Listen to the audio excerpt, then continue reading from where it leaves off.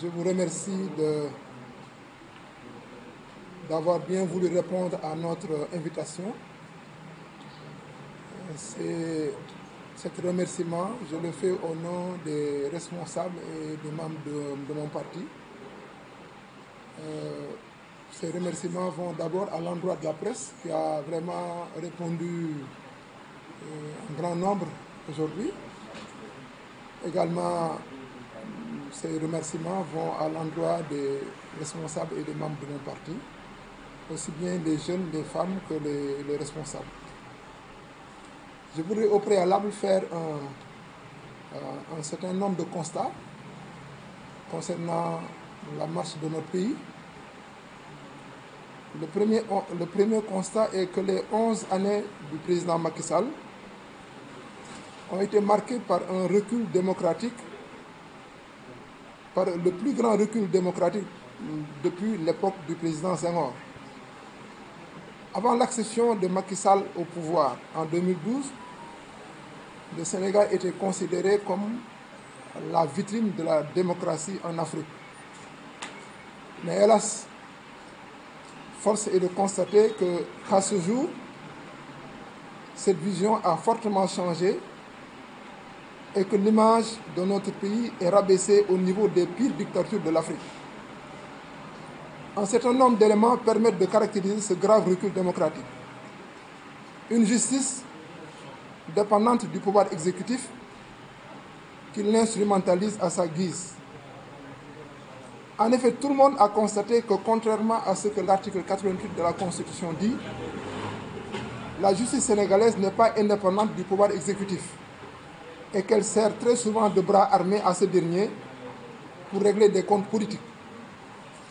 Le deuxième élément, c'est le nombre extrêmement élevé de détenus politiques, en majorité de jeunes, qui croupissent en ce moment dans les prisons sénégalaises, la plupart pour des motifs extrêmement fallacieux. À ce jour, on en a dénombré plus d'1 millier.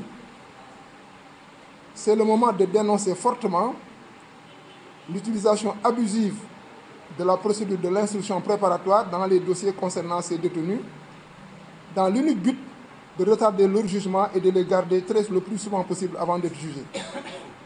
À ce titre, la majorité d'entre eux sont détenus pendant plusieurs mois avant d'être interrogés par les juges d'instruction. Le troisième élément qui caractérise ce recul démocratique, c'est l'interdiction systématique des manifestations pacifiques de l'opposition sur toute l'étendue du territoire national, très souvent pour des motifs très fallacieux liés au risque de troubles à l'ordre public et d'entrave à la libre circulation. Depuis la démonstration de force de la dite opposition à travers le F24 lors du rassemblement de mai passé, à la place de l'Obélisque, toutes les demandes de manifester introduites par elle sont systématiquement rejetées par les préfets. Cette unanimité dans ces rejets montre bien que ces préfets ont reçu des instructions dans ce sens de leur autorité hiérarchique, en l'occurrence le ministre de l'Intérieur. Et le quatrième élément qui caractérise ce recul démocratique, c'est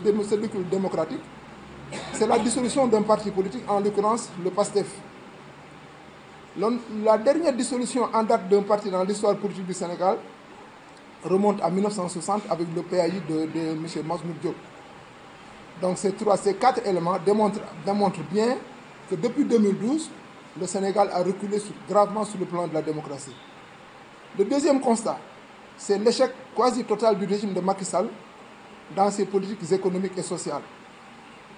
En effet, malgré les chiffres macroéconomiques du genre taux de croissance, PIB extra, régulièrement balancés à la figure des Sénégalais, force est de constater que la pauvreté n'a jamais atteint un niveau aussi élevé et aussi grave que sous l'ère de Macky Sall. La vie est devenue extrêmement chère. Et les pauvres, extrêmement chers, et les prix des denrées de première nécessité sont hors de portée des revenus du Sénégalais lambda. De nombreuses familles se limitent maintenant à un seul repas par jour, le reste relevant de la débrouille. Le fossé entre les riches et les pauvres s'est fortement aggravé sous son règne. La santé est malade dans notre pays. Les structures de santé sont en nombre insuffisant et les frais médicaux extrêmement coûteux. Le personnel médical travaille dans des conditions très difficiles Le traitement salarial est très bas et le plateau médical mis à leur disposition est insuffisamment relevé, alors que paradoxalement, nous avons les meilleurs médecins de la sous-région.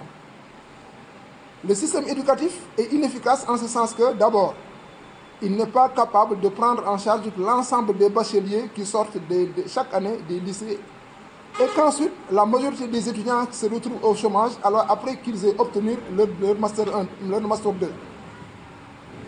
On peut également relever les grèves cycliques du personnel enseignant et des élèves et étudiants qui perturbent chaque année ce système-là. La politique de l'emploi des jeunes du régime de Macky Sall a également gravement échoué. La meilleure preuve, c'est l'immigration clandestine ou Mbekimi, au Barça, au Barsac, avec des centaines de jeunes, voire des milliers de jeunes sénégalais qui y laissent leur vie. On peut en dire autant de l'agriculture, de l'élevage, de la pêche, de l'artisanat, de la gestion de nos ressources naturelles. Bref, partout, dans tous les secteurs, le mécontentement des acteurs est palpable. Le troisième constat est que sous le règne de Macky Sall, la corruption, la concussion et l'enrichissement illicite n'ont jamais connu un niveau aussi élevé. Ils sont devenus main courante au point de devenir quelque chose de très banal. L'impunité est devenue la règle pour les prédateurs des deniers publics qui sont du côté du pouvoir, alors qu'au début de son règne, Macky Sall avait fait de la lutte contre l'impunité un de ses slogans qui avait fédéré autour de lui de nombreux citoyens épris de justice. On notera au passage qu'il avait dit face au peuple sénégalais qu'il avait mis sous son coude plusieurs dossiers et que la plupart des personnalités de l'ancien régime qui faisaient l'objet de l'enquête de la CREI sont en ce moment sous son aile protectrice. Le quatrième et dernier constat est que malgré le fait qu'il ait déclaré avoir renoncé à une troisième candidature, Macky Sall a la volonté d'assurer la continuité de son régime en imposant au peuple sénégalais un dauphin en la personne d'Amadou Ba. Ce que je demande aux Sénégalais, est que s'ils aspirent à un réel changement dans ce pays, c'est ce régime dans son ensemble qu'il faudra jeter dehors en février 2024. Sinon, les mêmes causes vont produire les mêmes effets et le peuple sénégalais va continuer à souffrir. C'est donc sur la base de ces constats et d'autres que les responsables et militants du Parti pour la justice, la démocratie et le développement PJ2D Andoudokhal Deug m'ont mandaté pour que je participe en tant que candidat à l'élection présidentielle du 25 février 2024. En conséquence, je vous déclare solennellement que je suis candidat à la candidature de l'élection présidentielle du 25 février 2024. Nous avons reçu hier nos fiches de parrainage et nous avons commencé à travailler là-dessus. L'objectif de notre parti, une fois au pouvoir, est d'apporter des ruptures fondamentales dans la gestion de ce pays. Tout d'abord, il nous faudra restaurer notre démocratie en enlevant toutes les entraves à la libre participation des citoyens à la vie politique que le régime de Macky Sall y a introduite. On notera notamment le parrainage et d'autres. Ceci passera par une réelle indépendance de la justice à l'endroit de l'exécutif.